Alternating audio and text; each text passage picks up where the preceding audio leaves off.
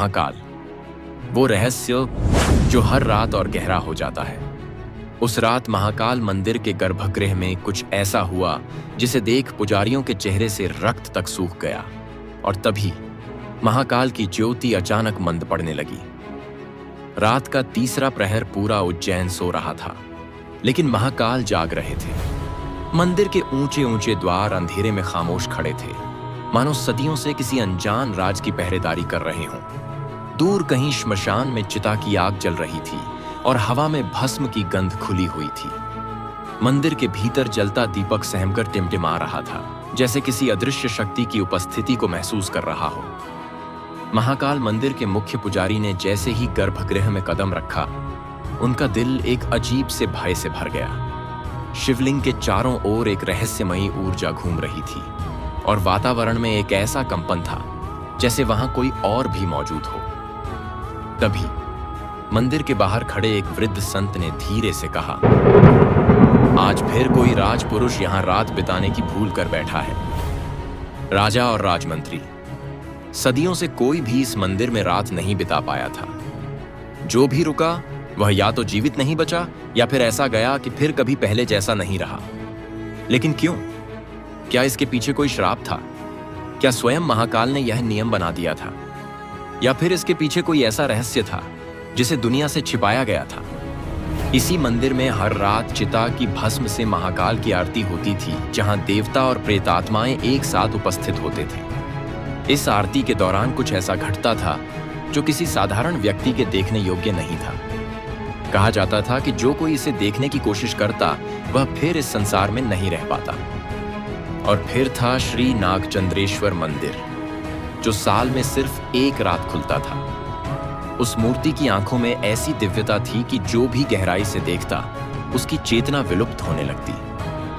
सबसे बड़ा प्रश्न यह था कि महाकाल का स्वयंभू ज्योतिर्लिंग दक्षिणमुखी क्यों था? शास्त्रों में कहा गया था कि शिव हमेशा उत्तरमुखी होते हैं, लेकिन यहां महाकाल दक्षिण की ओर क्यों देख रहे थे?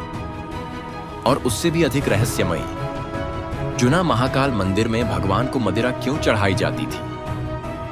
क्यों हर आधी रात मंदिर के गर्भगृह से कुछ अजीब और गरीब आवाजें सुनाई देती थीं?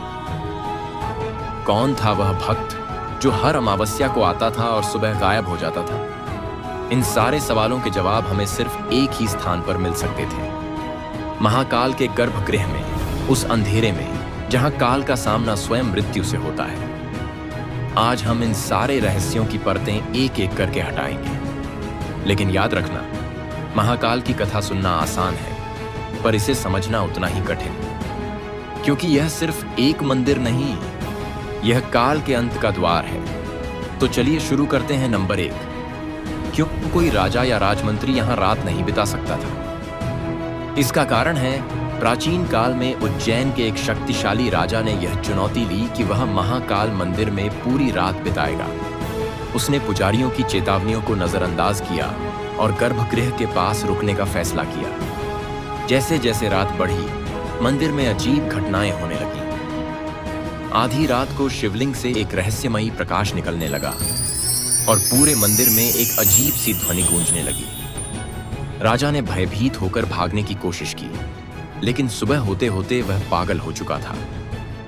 तब से यह मान्यता बन गई कि कोई भी राजा या राजमंत्री इस मंदिर में रात नहीं बिता सकता, क्योंकि यह स्थान केवल महाकाल का है और यहां केवल उन्हीं का राज चलता है।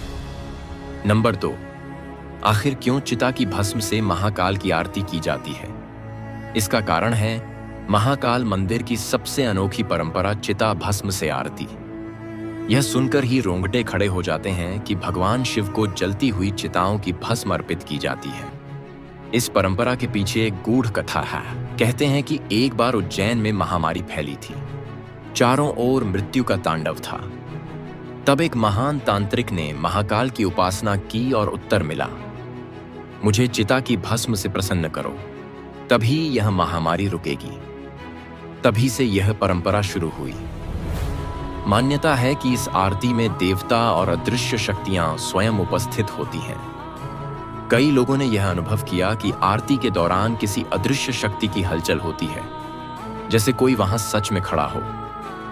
नंबर 3, श्री नागचंद्रेश्वर मंदिर का क्या रहस्य है?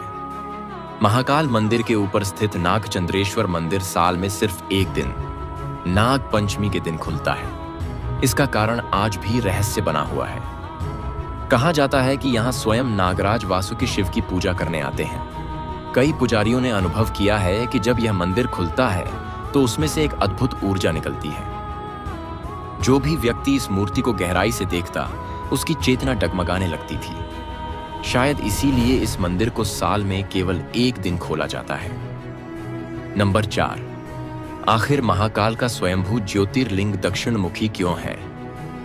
महाकाल का स्वयंभू ज्योतिर्लिंग दक्षिणमुखी है, जबकि अन्य ज्योतिर्लिंग उत्तरमुखी होते हैं। इसके पीछे एक पौराणिक कथा छिपी है। एक बार एक असुर दूषण ने उज्जैन पर आक्रमण किया। तब शिव ने दक्षिण की ओर मुख कर युद्ध किया और उसे भस्म कर दिया। तभी से महाकाल दक्षिणमुखी हो गए। यह दिशा यमराज की दिशा मानी जाती है, इसलिए कहा जाता है कि महाकाल स्वयं काल को नियंत्रित करते हैं। नंबर 5, चुना। महाकाल और भगवान को मदिरा चढ़ाने के पीछे का सच क्या है? महाकाल मंदिर में स्थित चुना महाकाल स्थल पर भगवान को मदिरा चढ़ाई जाती है। यह परंपरा किसी आम रीति से नहीं, बल्कि एक सिद्ध साधना का परिणाम है।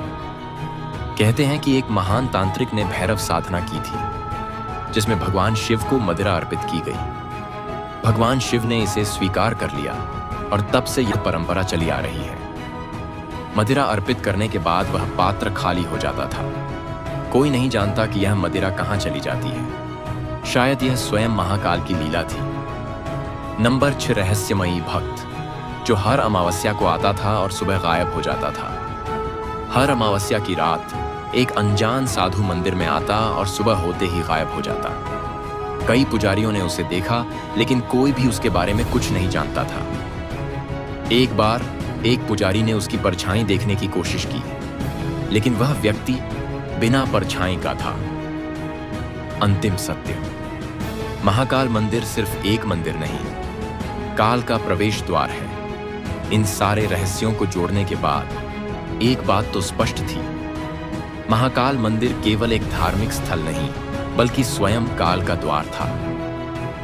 यहां राजा रात नहीं बिता सकते थे, क्योंकि महाकाल स्वयं इस स्थान के राजा थे। भस्म आरती में चिता की राख का उपयोग होता था, क्योंकि महाकाल मृत्यु के पार भी उपस्थित थे। नागचंद्रेश्वर मंदिर में नागलोक का रहस्य छिपा था। दक्षिणमुखी शिवलिंग काल के उस युद्ध की निशानी थी, जब स्वयं शिव ने एक असुर का वध किया था। जुना महाकाल और मदिरा चढ़ाने की परंपरा एक सिद्ध तांत्रिक की साधना का परिणाम थी, और वह रहस्यमयी भक्त, शायद वह स्वयं महाकाल का दूत था। महाकाल मंदिर का हर रहस्य एक गहरे सत्य की ओर इशारा करता है, लेकिन इन सत्यों को जानने के लिए केवल श्रद्धा नहीं, महाकाल का आशीर्वाद भी आवश्यक है। हर हर महादेव।